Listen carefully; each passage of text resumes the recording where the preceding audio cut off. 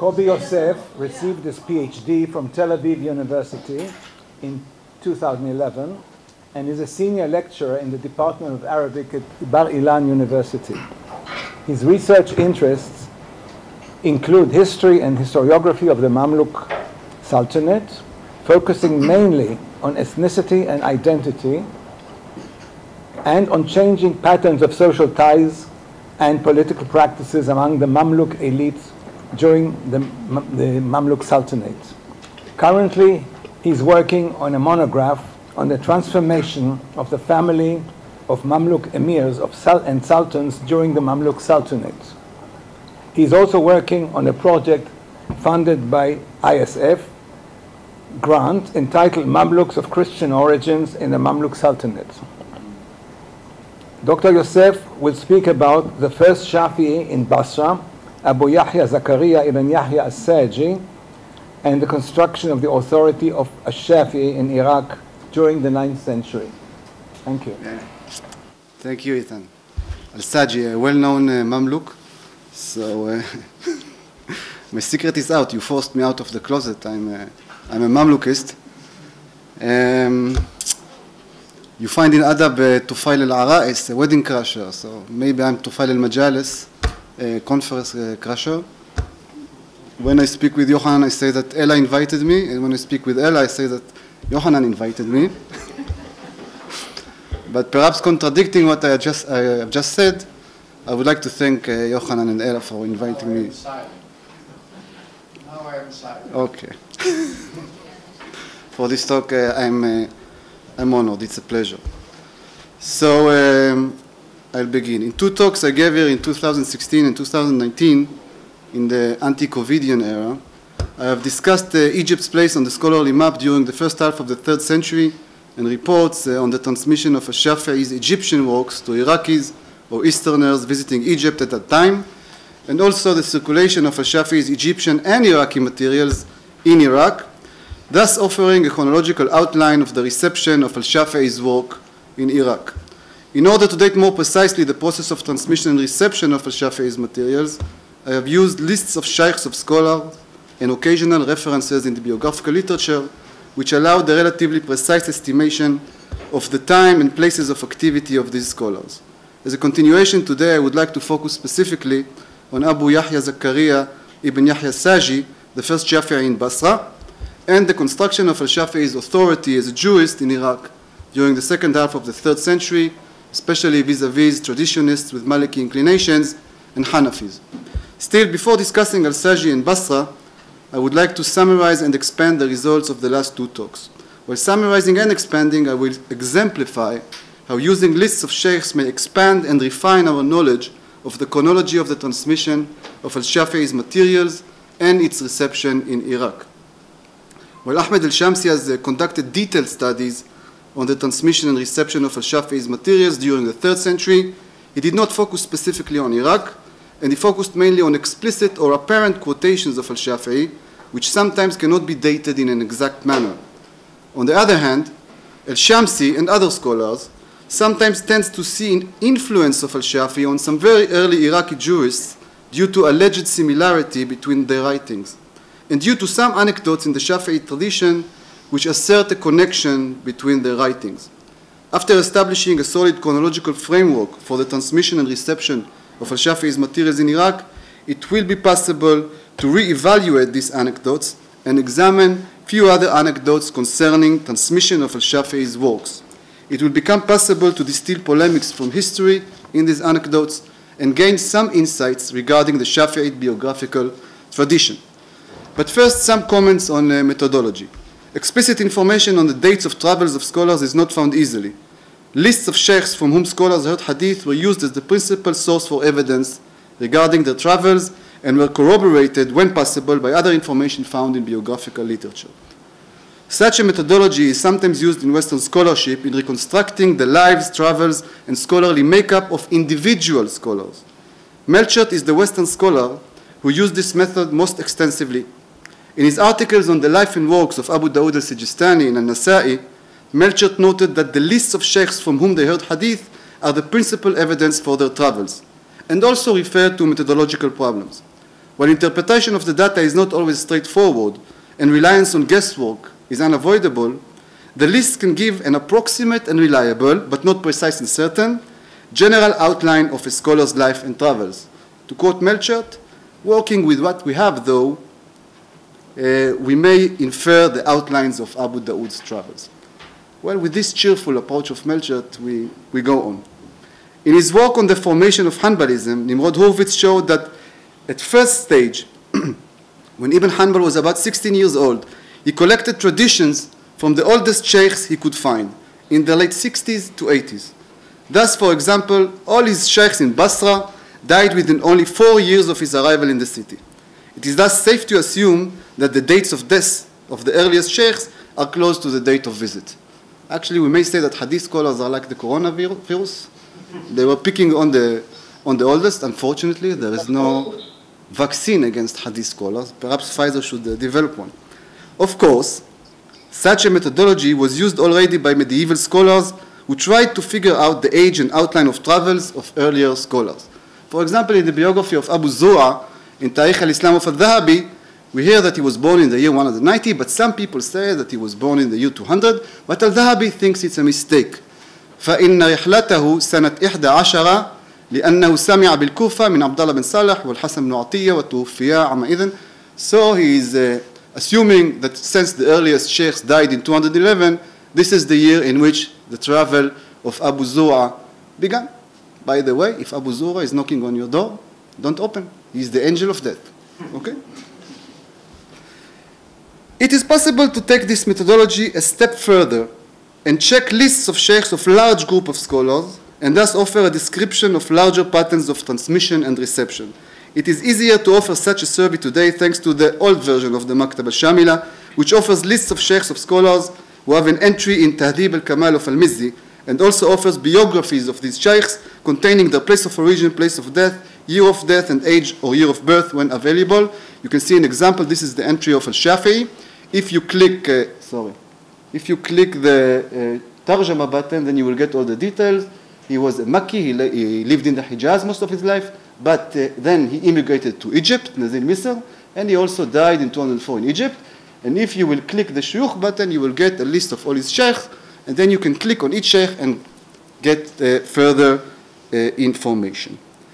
The prosopographical data deduced from these lists suggest that the period between circa 175 and circa 211 was a period of disinterest in Egypt and disconnect, mainly during the fourth fitna between 193 and 211, during which Egypt was ruled by a renegade Abbasid and became virtually autonomous. At that time, Iraqis and Easterners hardly made scholarly visits to Egypt, even when performing the pilgrimage, which in later periods many times was seen as an opportunity to visit Egypt. Between circa 211 and circa 228, the interest in Egyptian scholarship gradually grows, but there is no unequivocal evidence of transmission of al-Shafi'i's Egyptian materials beyond his close circle of Egyptian followers, which he attracted during his day in Egypt between 198 and 204. Or are there signs of Iraqi Eastern knowledge of al-Shafi'i as an Egyptian scholar? You can see in the table, this is the list of persons who apparently visited Egypt between 211 and 228. At the second rubric, if we have an exact reference to a year of visit, then it is in bold font. However, if there is not an explicit reference, we have the years of death of all the Egyptian sheikhs. And you can see that they span mainly from 214 to 228. The ones that are after 28 are marked in yellow. A note on IS is Ahmad ibn Saleh, who is known to have transmitted hadith when he was only in his 40s. So actually the data concerning Ibn Salah should be pushed back in time in about 20 years and ignored. So we may assume that all these scholars visited Egypt somewhere in the 10s or in the 20s, around the mid-20s at the latest, and we have almost no reference to al-Shafi'i for them receiving al-Shafi'i's works or a quotation of al-Shafi'i in their works. We do have, interestingly, two scholars who visited Egypt at that time and refer to al-Shafi'i as a Hijazi scholar, or quote al-Shafi'i's Hijazi materials transmitted to them in the Hijaz no later than 207. But they do not show any knowledge of al-Shafi'i as an Egyptian scholar. These are number 3 and 6, Yahya ibn Ma'in and Ibn Zanjawayhi. Yahya ibn Ma'in allegedly, he visited Egypt in 213, allegedly when he referred to the scholars of Mecca, he counted al-Shafi, he treated him as a Hijazi scholar and not as an Egyptian, although he visited Egypt in 213. And Ibn Zanjawayhi in Kitab al-Amwal, his Kitab al-Amwal, quotes al-Shafi'i via Yunus bin Yahya, a Hijazi who died in 207, and according to a juristic issue concerning the jizya of the Majus. And we can find the same discussion, but a more elaborate one, in the Egyptian All this probably shows that Hijazi materials of al-Shafi'i circulated beyond the close circle of followers earlier than his Egyptian materials. As noted to me by Pavel Pavlovich, exactly before 3 years, 1 day and 4 hours, I think, in Kitab Tabaqat al-Fuqaha wal-Muhaddithin, that may be attributed to Ibn Zanjawayhi, the author directly quotes al-Shafi. You can see, I don't know if you can see, but the quote is there at the bottom of the slide. However, when you check the list of shaykhs of Ibn Zanjawayhi, it strongly suggests that there was no direct contact between Ibn Zanjawayhi and al-Shafi'i, as is also suggested by the silence of the biographical literature concerning such a connection. You can see that he mainly has sheikhs in Iraq from 204 to 209, a massive block of sheikhs in Iraq, which suggests massive activity in Iraq around 204.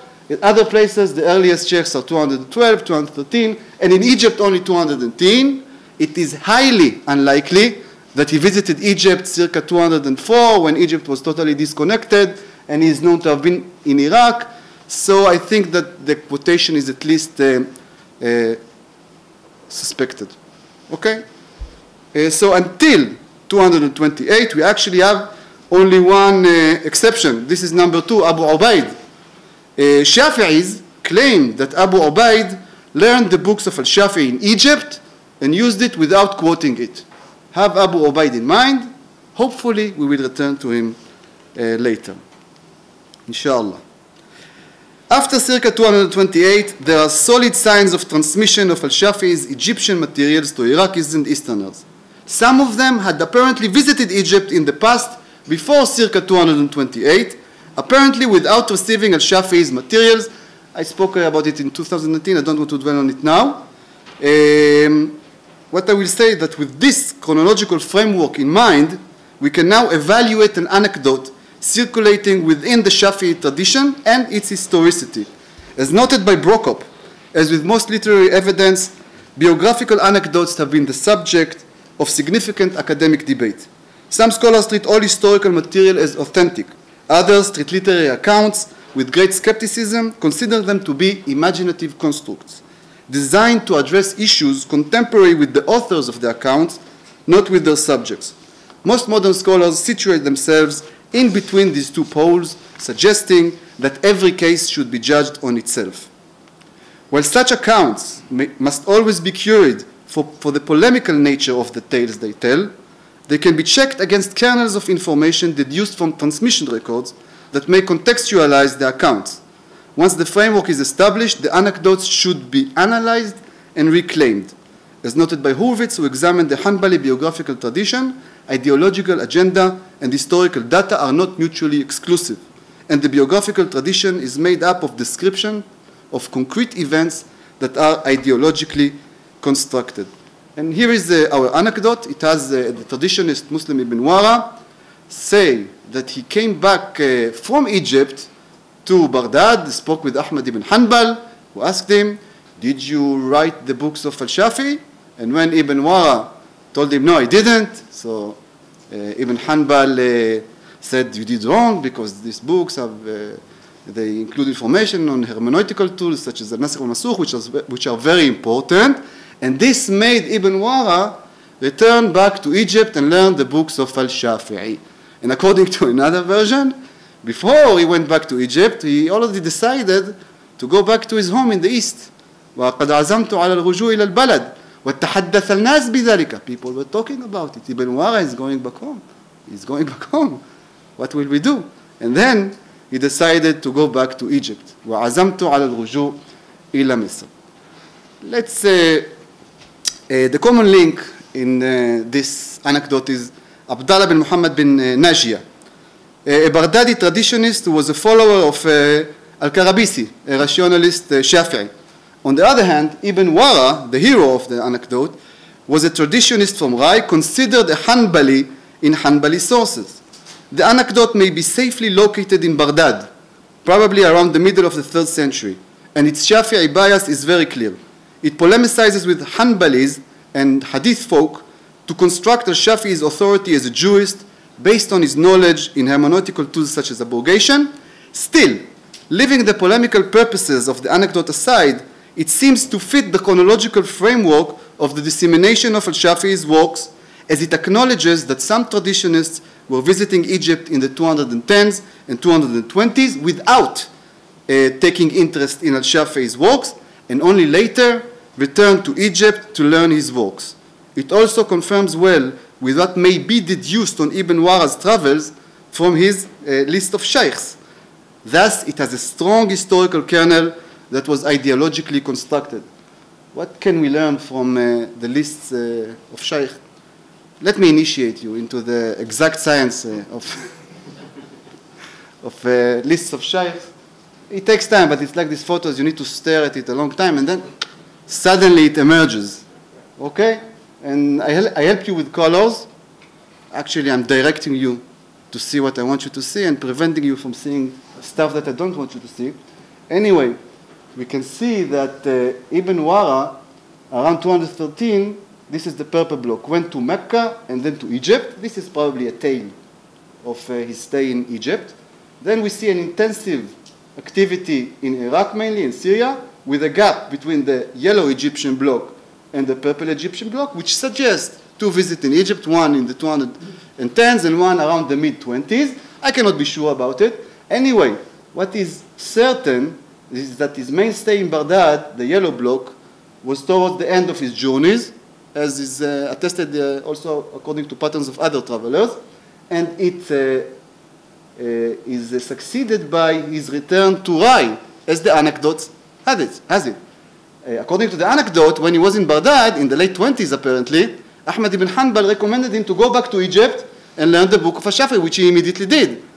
We can relatively safely assume that Ibn Hanbal did not recommend the books of al-Shafi'i in the late 20s because there is no other evidence for the circulation of al-Shafi'i's work in Iraq at that time, as we shall immediately see. But look here at this gray block. Another visit in the Hijaz and Egypt around the mid-30s.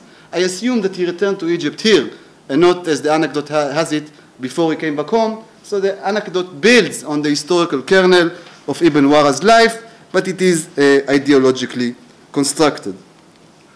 The Iraqis and Easterners, who starting from circa 228, received in Egypt al-Shafi'i's materials, brought with them these materials to Iraq starting from circa 230. Some of the Easterners took Baghdad as a home or stayed in Baghdad for a significant period after returning from Egypt, Baghdad being normally visited for a significant period towards the end of the Rihla, as we have seen in the Rihla of Ibn Wara. For example, Abu Zur'a, who visited Egypt after a pilgrimage in 228 and learned the books of al-Shafi'i, is known to have been in Baghdad in 230, and then in other places in Iraq before returning home to Rai in 232, so he was about 2 years in Iraq after taking the books of al-Shafi'i in Egypt. Some of those who took Baghdad as a home are known to have further transmitted in Baghdad al-Shafi'i's Egyptian materials. For example, Abu Ismail al-Tirmidhi is known as al-Tirmidhi thumma al-Baghdadi, or it is said that he immigrated to Iraq, Sakan al-Baghdad. He is known to have taken the books of al-Shafi'i circa 228 in Egypt, and to have returned, according to his list of sheikhs, to Baghdad in the 230s, when he apparently took Baghdad as a home. It is known, according to the testimony of Abu Isa al-Tirmidhi, in his Sunan, that Abu Ismail al-Tirmidhi transmitted to him al-Shafi'i's works, but we don't know exactly when this happened. But if we take a look in the list of sheikhs of Abu Isa al-Tirmidhi, we see that, not surprisingly, it starts with Eastern sheikhs in the late 30s. At that time, we still don't have Iraqi sheikhs. And then, in the 40s, when the Eastern sheikhs dwindle and disappear, we have a massive block of Iraqi sheikhs, which dwindles starting from 250 and disappears, whereas at the same time, the Eastern sheikhs appear again. So we may assume that he stayed in Baghdad and Iraq in the 240s.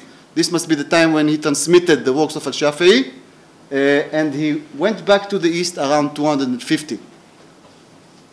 Okay. The prosopographical data also suggests that the circulation of Al-Shafi'i's Egyptian materials in Iraq triggered the circulation of Al-Shafi'i's Iraqi materials, first via Abu Thawr around the mid-230s, and then via Al-Za'farani in the 240s.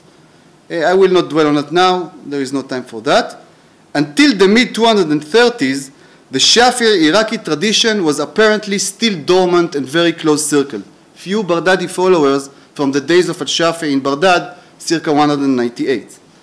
In its turn, the circulation of Al-Shafi'i's materials in Iraq around 240 increased the interest of scholars in traveling to Egypt and learning his Egyptian works. For example, take Al-Hasan ibn Sufyan. He is known to have taken fiqh in Baghdad from Abu Thawr, who died in 240, and from the Egyptian Harmala, who died in 243, and he also quotes Al-Shafi'i via Harmala. According to his list of shaykhs, he was in Iraq in the 230s, and then in Egypt. Since Harmala died in 243, we may assume that it was in the early 40s. But first in Iraq, taking the Iraqi materials, and then in Egypt, taking the Egyptian materials.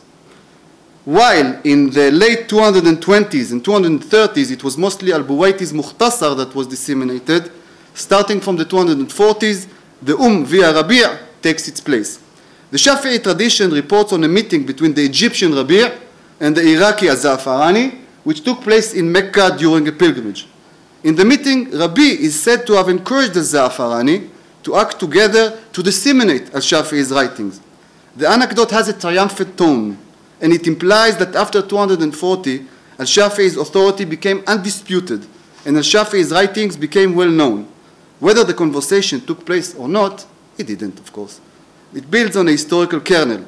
Al-Rabi was never in Iraq, and Al-Za'farani was never in Egypt. So the anecdote has their meeting in Mecca. Moreover, it acknowledges that until 240, Al-Shafi'i's writings were still not transferred widely by Al-Rabi' and Al-Za'farani, and makes this year as a point of acceleration of the dissemination of Al-Shafi'i's writings. We may now somewhat refine the chronology of transmission and reception of Al-Shafi'i's writings offered by Al-Shamsi. This is just footnotes to the work, to the great work of Al-Shamsi. I want to make clear. Al-Shamsi noted that until the end of the Inquisition in 234, there are relatively few datable instances of transmission of Al-Shafi'i's work beyond his close circle of followers in Egypt. Al-Shamsi's focus was on Egypt and not on Iraq. In fact, he mentions only 2 cases of Iraqis or Easterners who are said to have received Al-Shafi'i's work in Egypt at that time. First, Abu Ubaid in 213. Remember Abu Ubaid, we will return to him later. He is an exception. Second, Abu Zur'a in 228. Moreover, according to Al-Shamsi, the dearth of evidence of Al-Shafi'i's scholarly activity continues for a further decade after the end of the Inquisition, and he found no confirmed instances of textual transmission in the 240s. What partly explained this, according to Al-Shamsi, is that Ibn Abi Layth, the Hanafi judge in charge of the Inquisition in Egypt, prevented Shafi'is from teaching in the central mosque. He continued the ban even after the end of the Inquisition, a policy that was continued by his successor until 245. Still, the prosopographical data we have collected suggest that there were much more cases of transmission to Iraqis and Easterners who visited Egypt from 228 and until the late 240s, some taking place even before the end of the Inquisition. While in Iraq there was not much activity until about the mid-30s, which concurs with the end of the Inquisition, starting from the mid-30s and especially during the 40s, Al-Shafi'i's materials were widely circulating. Most evidence has to do with Baghdad, where it is possible that until circa 250, scholars who learned Al-Shafi'i's materials frequented Basra. These were not Basran scholars, and none is considered as a Shafi'i. But then came Abu Yahya Zakaria ibn Yahya Saji, the first Shafi'i in Basra. Al-Sajji has received only scant attention from modern scholars.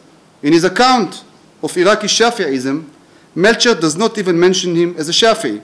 Heinz Hahn and Nurit Safrir noted that he was the first Shafi'i mentioned by the sources in Basra. They locate his activity after the end of the Zanj revolt in 270. In fact, as we shall see, significant activity started earlier. According to the list of his sheikhs, you know how to do it, okay, but I will help you. He first collected hadith extensively in his hometown Basra in the 30s and 40s. Then, in 49, we see Mecca for the first time. This is the purple block, and then Egypt in 250. This is just a tail, as we shall see. And then, apparently, shortly afterwards, a return to Basra. The first year is 52, and note the gap between the two Basran blocks, the green blocks. So we may assume that after a visit in Egypt, he returned after a while to Basra, which is corroborated by a testimony which is probably taken from the now lost Kitab Manaqib al-Shafi'i by Al-Sajji. According to his report, he heard Al-Rabi bin Sulaiman that is in Egypt in 250, which corroborates the visit in Egypt. He learned the books of Al-Shafi'i, and then, according to his testimony, he was back from Egypt to Basra in 251, teaching the book of Al-Shafi'i. So we may assume that in the early 50s, he was teaching Al-Shafi'i's materials in Basra in learning circles, because a majlis is mentioned. You can see that the Basran blocks dwindle around 256, and then the yellow block, other Iraqi teachers takes the place, among them also Bardadian. The year 256 is probably not a coincidence, because in 255, turbulences started in the vicinity of Basra due to the Zanj revolt, which eventually led to the occupation of the city in 257. And it seems that Al-Sajji, like other Basran scholars, left Basra around 255 to Baghdad. As noted by Safrir, during the first half of the 3rd century, the Qadis in Iraq were predominantly Hanafis. However, during the second half of the century, the Qadis were predominantly Malikis, and the Hanafis were in decline. Melcher identified two branches of Iraqi Malikism. The Basran branch was mainly Hadith-oriented or traditionalist. One of the most prominent representatives of the Basran branch during the second half of the 2nd century was Abd al-Rahman ibn Mahdi, who died in 198. So, around 250, and when Al-Sajji was spreading Al-Shafi'i's fiqh in Basra and trying to win followers, he must have faced mainly Hadith folk inclined towards Malik and Hanafis, not least because the spread of Shafi'ism and the redefinition of the place of Hadith and Ra'i in jurisprudence, the 3rd quarter of the 3rd century was a time of a reshuffling of the scholarly map and heightened polemics aiming at constructing the authority of the eponyms and winning followers. We have the testimony of Ibn Qutayba, probably shortly after 256, attesting that refutations were very common around the time, and we know of Malikis engaging in polemics or refutations against Shafi'is in Baghdad around 250 or in the 3rd quarter of the 3rd century. In this context, we may now turn to analyzing a few anecdotes which seem to have been spread by Al-Sajji and in all likelihood stem from his now lost Manaqib al-Shafi'i. So the first anecdote concerns Abd al-Rahman ibn Mahdi, the traditionist, the Basran traditionist. Al-Sajji is the common link for certain, mentions, probably in his lost book, that he heard the son of Abd al-Rahman, Musa, reports that his father practiced ihtijam. I don't know how to say it in English, I'm sorry. Okay, I still don't know. Bil Basra. He prayed, okay. He prayed, I'm very slow. But he did not perform wudu. So the people in Basra condemned him. So he wrote to Al-Shafi'i, and this was why Al-Shafi'i wrote the Risala, which apparently solved the problem of Abd al-Rahman. According to another version, again from the son of Abd al-Rahman ibn Mahdi, Musa, note this very weird beginning of the report. أول من أظهر رأي ملك رحمه الله ببصرة أبي. It doesn't look like a beginning of a story. It looks like a briefing. Okay? He practiced احتجام and then etc. etc. And then he heard of Al-Shafi'i in Baghdad. وبلغه خبر الشافعي in Baghdad. So Al-Shafi'i wrote for him the Risala, which apparently solved his problem. So maybe it is a true report. Sorry. Maybe it is a true report. Some scholars think so. For example, Montgomery and apparently also Shamsi seem to take it at face value. Kishi Ali, on the other hand, suggested that the tale is likely an attempt to explain the title of the treatise, Al-Risala. It was sent. However, there is much more to it. Let us recall that Al-Shafi'i is not known to have visited Basra. Indeed, the anecdote seems to acknowledge this historical fact. And until the mid-230s, his Iraqi works, including the old version of the Risala, were not disseminated and were known only to a small circle of followers. Thus, it is extremely unlikely that Basrans turned to him in juristic questions already during his stay in Baghdad, circa 198. When realizing that Al-Saji was responsible for the dissemination of the anecdote, it becomes clear that it targets a Basran audience, and hence the emphasis that things happened in Basra, if you remember, probably in the early 250s. It clearly aims the Basran traditionists with Maliki inclinations, hence the emphasis that Abdurrahman ibn Mahdi was the first Maliki in Basra, and it polemicizes with them. Al-Saji's aim was to construct Al-Shafi'i's authority as a jurist vis-a-vis Basran traditionists with Maliki inclinations. It implies a division of labor between experts of hadith and jurists. The latter are perceived as superior to the former, and we know it from other reports of the time. There is no need to dwell on that. So we are done with traditionists with Maliki inclination, and we are left with Hanafis. Isa ibn Aban was a Baghdadi Hanafi jurist who was the chief Qadi of Basra from 211 until his death in 221. None of his works are extant, but quotations from his work appear in Al-Fusul fil Usul of the Hanafi jurist Al-Jassas, who died 150 years after Isa. Some quotations are said to have been taken from a book, which is one time referred to by Al-Jassas as the Kitab Al-Ghad ala Bishr al-Marisi wal-Shafi'i fil Akhbar. This book is apparently referred to by Ibn al-Nadim as Kitab Khabar al-Wahid. And indeed, the quotations in Al-Jassas discuss traditions and specifically the status of single transmitter traditions, Khabar al-Wahid. Murtaza Badir has examined these quotations and suggested that Isa ibn Aban took a middle position between the traditionalist al-Shafi'i, who accepted the validity of every Khabar al-Wahid, as long as the reliability of the transmitters is ascertained, and the opinion of the rationalist Hanafi Bishr, who totally denied the validity of single transmitter traditions. Although nothing in the statement attributed to Isa by Al-Jassas contains a direct reference to Al-Shafi'i, Badir concluded that Hallak's assertion that Al-Shafi'i's legal theory did not attract opposition during the 3rd century was too sweeping given Isa's efforts. Thus, he accepted that Isa wrote a refutation against Al-Shafi'i. This opinion was accepted also by Al-Shamsi. But there are some problems. The prosopographical data suggests that Al-Shafi'i and his works were not known in Iraq and beyond the close circle of followers until the mid-230s.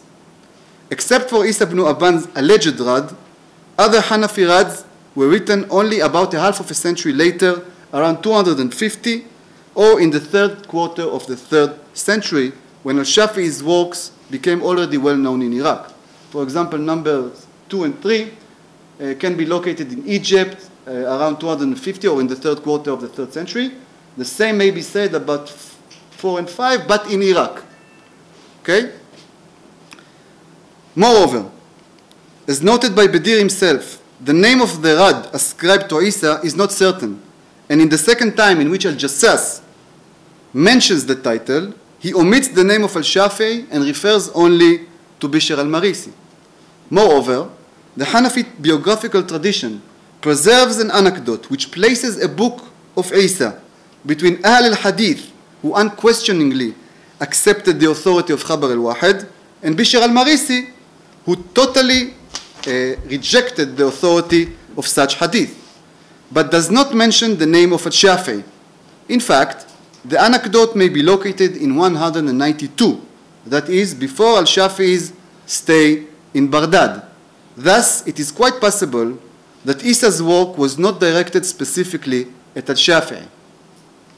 Moreover, Badir himself suggested that circa 200, the two primary camps, that is the traditionalists and the rationalists, already felt the need to compromise, thereby creating a conciliatory environment for the likes of Isa and al-Shafi'i, and that in contrast to Schacht's view, it was not only the genius of al-Shafi'i that made this compromise possible. That much is also suggested by al-Shamsi, who mentioned that Isa's approach towards Khabar al-Wahid appears to be a systematization of elements that were already present in Hanafi discourse, for example, in Abu Yusuf. He also mentioned, al-Shamsi also mentioned, that the movement to assemble traditions gathered steam during the second half of the 2nd century. The Hanafis were forced to theorize their stance on hadith.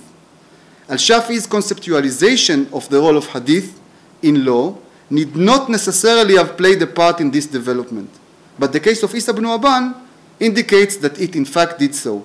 In other words, al-Shamsi finds Isa's theory as a natural development of Hanafi theory of hadith at the end of the 2nd century. But the fact that Isa is ascribed a Radd of al-Shafi'i makes him think that this was at least partly under the influence of al-Shafi'i. It is time to close the circle. Badir mentioned that Hanafi sources starting from al-Jassas placed Isa's theory between the names of al-Shafi'i and Bishr. But it should be added, the connection to al-Shafi'i in the Hanafi tradition seems to be done hesitatingly.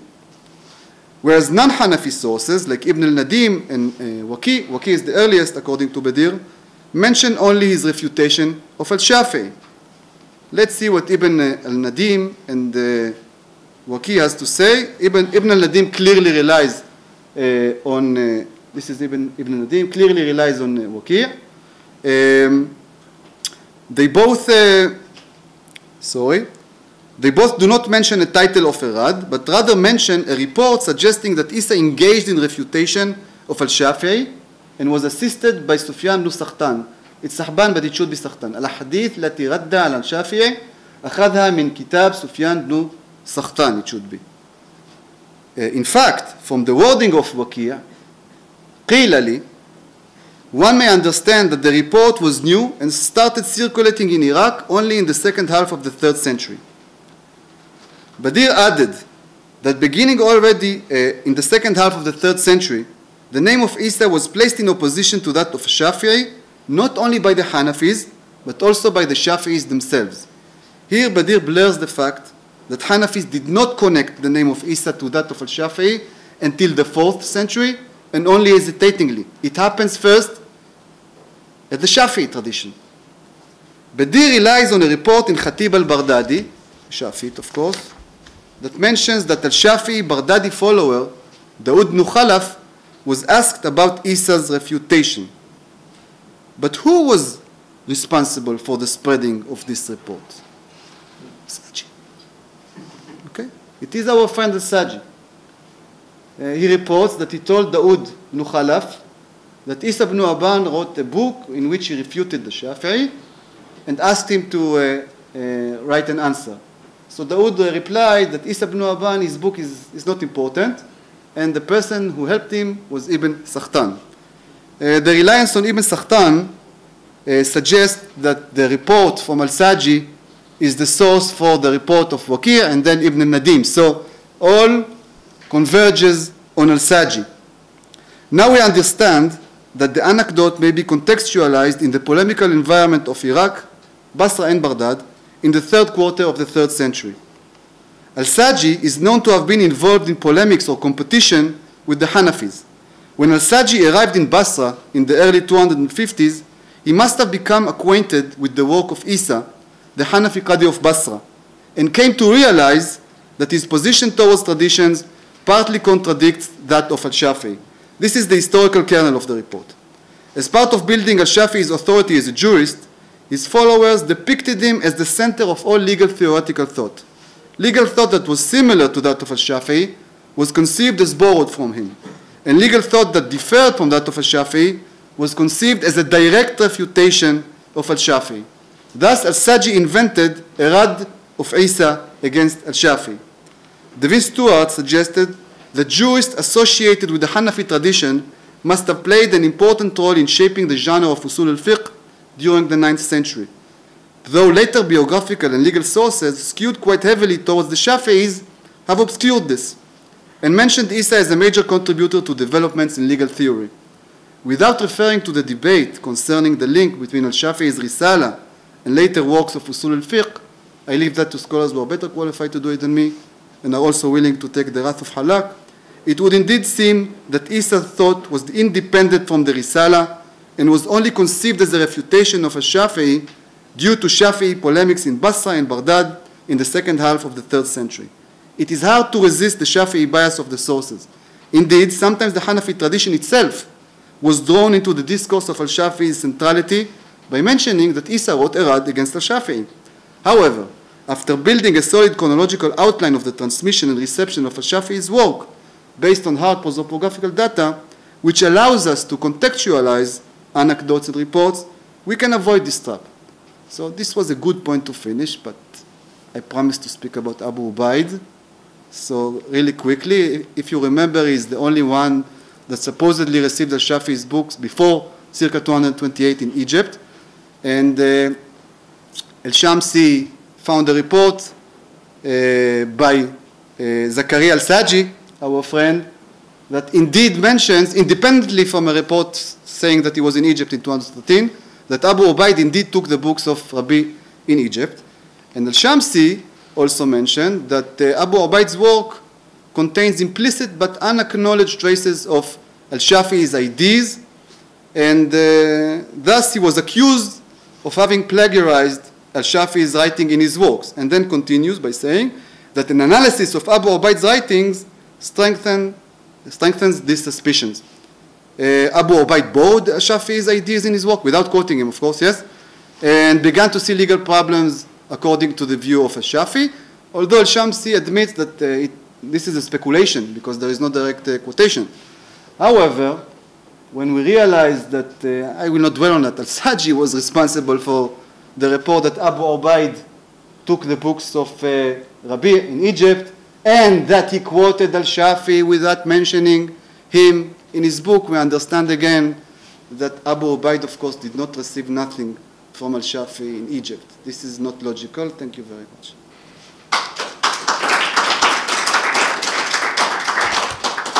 Thank you very much for broadening our... Thank you.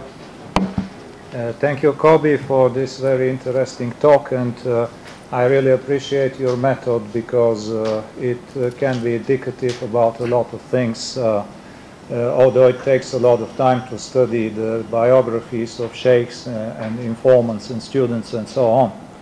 I would like to ask two questions regarding your method.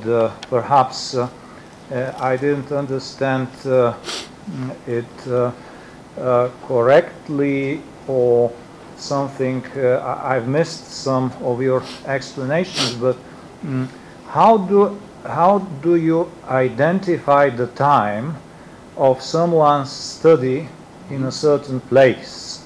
Do you just take the death dates of his or her sheikhs and then infer from these, let's say if a group of sheikhs died during a certain period, that the person studied with these sheikhs shortly before that period? Because to me this would be the terminus ante quem. But on the other hand, how can we be certain, if I understand you well, and I may have misunderstood you, but how can we be sure that this person studied exactly during that period? This would be my first question. And the second one is, how do you identify that someone was, let's say, Shafi'i? Because, for instance, if we take the biography of Muslim ibn Hajjaj, he is said to have begun his studies with Al-Qa'nabi, who was Maliki, but then we have a lot of Shafi'i traits in Muslims' jurisprudence, so to say. He is said to have followed a Shafi'i in his opinion about the possibility of using animal hides of animals that were not slaughtered according to the Islamic Sunnah, and so on. So I wouldn't say that Muslim was Shafi'i. I think that different traits were present in his legal views or his also his hadith critical methodology. So this would be my second question. Thank you. Thank you, Pavel. As you know, you give a comment, and after 3 years, I come back with a reply. No, but I have something now. Just kidding. So, as for the first question, yes, you're right. Of course, the earliest date of death of the Shaykh, we know that it was before. And actually, what you ask, if I understand you correctly, how do we know that it happened shortly before? This is the question, more or less? Sorry, didn't hear you well. Okay. We all agree, of course, that if we have a sheikh that died, for example, in 211, then the visit must have taken place before that year, of course, yes? Of course, it can be more problematic when you have 2 blocks and there are 2 visits. Let's make things simple, okay? By the way, as for the 2 blocks, if you have in between a block at another place, you may assume that there was traveling, okay? But let's take the simple scenario of one place. The earliest sheikh died in 211. Okay, imagine that you are a hadith scholar. You are arriving in Egypt and now you want to take hadith. So you go to the oldest. You pick a few, of course, okay? Statistically, some of these very, very old persons will die shortly after you are visited, as is attested by many cases when we have a date of a visit, okay, and we know that it works. For example, you see the Egyptian sheikh in 250, and you see the Basran sheikh in 252. Imagine that we didn't have the report of Asaji, but we have the report, and he says, I was in Egypt in 250. the man died exactly that year, and I was in Basra in 251. So here we have, of course, a gap of a year. I hope that this answers the question. Of course, there is some speculation, but when we check larger patterns, we can see a pattern emerging, and then if there are exceptions, we can isolate them. Thank you. And this is what happened with the case of Abu Ubaid. As for the second question, I really did not, I didn't use much, he was a Shafi'i, okay, because during the first half of the 3rd century, it is very, very unclear. During the second half, it starts happening, okay? But basically, I don't know if I would define Muslim as a Shafi'i, but it was a battle in the camp of al-Hadith. And some people were leaning towards Shafi'i, some eventually became ultra-traditionalist and went to Ibn Hanbal. So things were still not clear, and only retrospectively you may say if someone was a Shafi'i or not. But of course, Ibn Qutayba refers to Ashab al-Shafi'i. There were Ashab of a Shafi'i around 250. We can know that for a fact. Okay. This was a little bit not easy to digest, but still fascinating. It's not my fault that it's after dinner, yes? Basically, you are talking about 2 of several aspects or elements of a spread of a legal school. One is the transmission of legal material originating with the founder or the eponym of the school. The other one is building up the authority or reputation of the eponym. These are basically, if I understand correctly, more or less this is what you're talking about. Now I would like to make a point about the second element, the building up of the authority. I would like to refer to the evidence that you just presented, but let me start with the Hanafis. איך לא? طبعا. When the first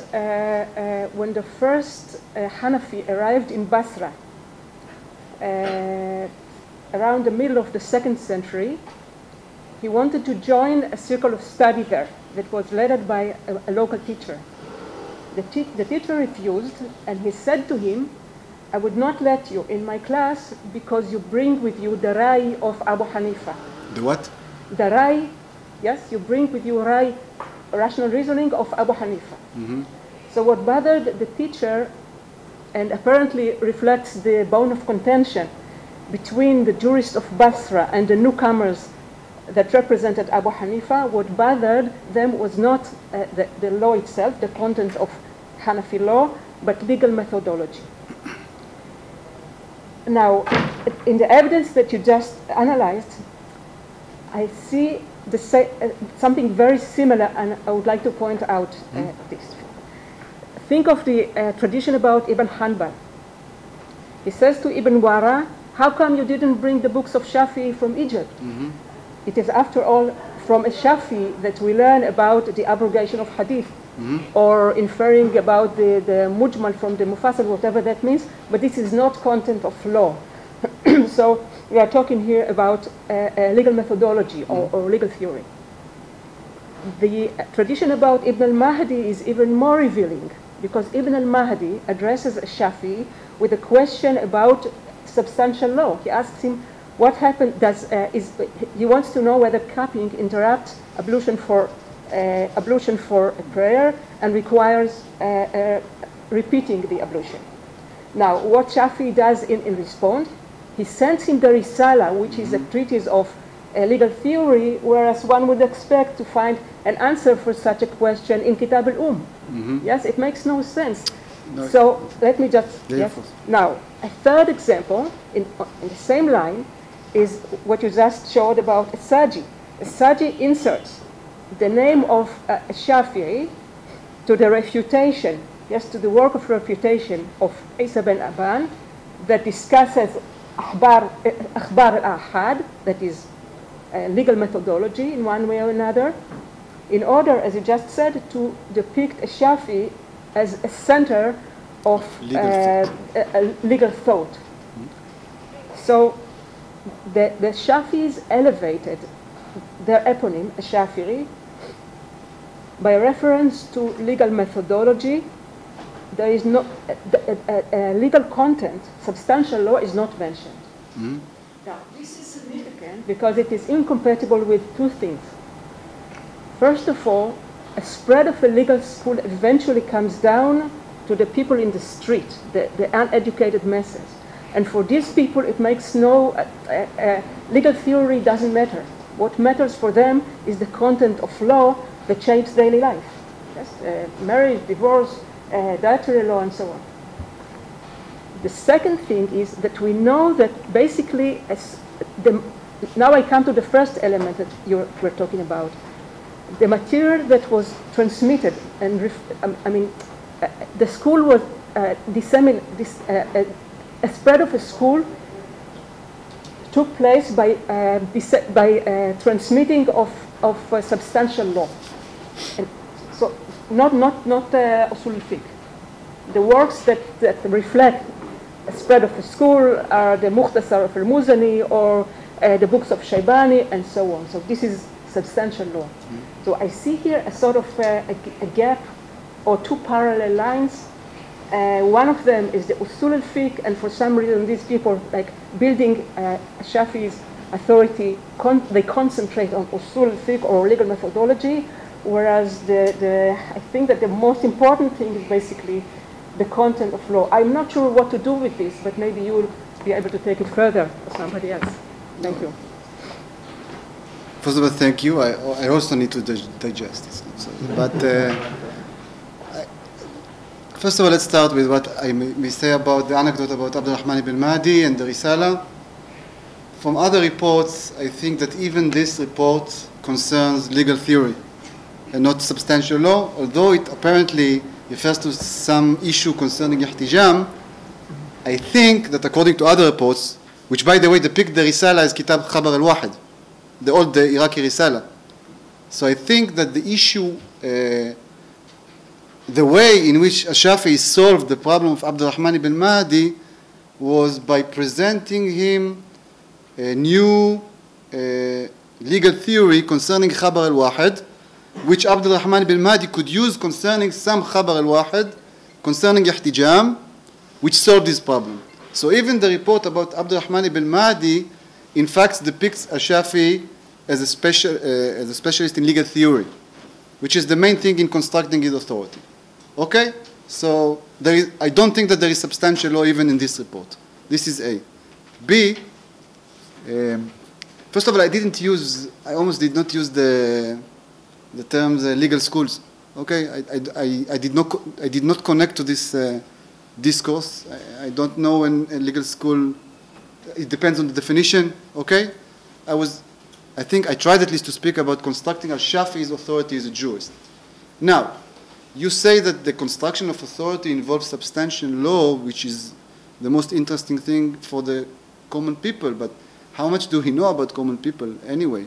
I mean, do we know, even if common people subscribe to a school of law? I don't think that we have a lot of evidence regarding that. This is A. The construction of authority, which I refer to in this talk, involves the construction of authority of a Shafi as a legal theorist or a jurist, vis-a-vis scholars who are interested in picking some scholar to follow. So the Shafis who are following Shafi'i are constructing his authority, so other scholars will join the winning party. I did not refer to what was going on with the common people because I don't know if there is evidence concerning that. Correct me if I'm wrong, I don't know. But I need to think about it much more. Okay. Thank you very much. Thank you.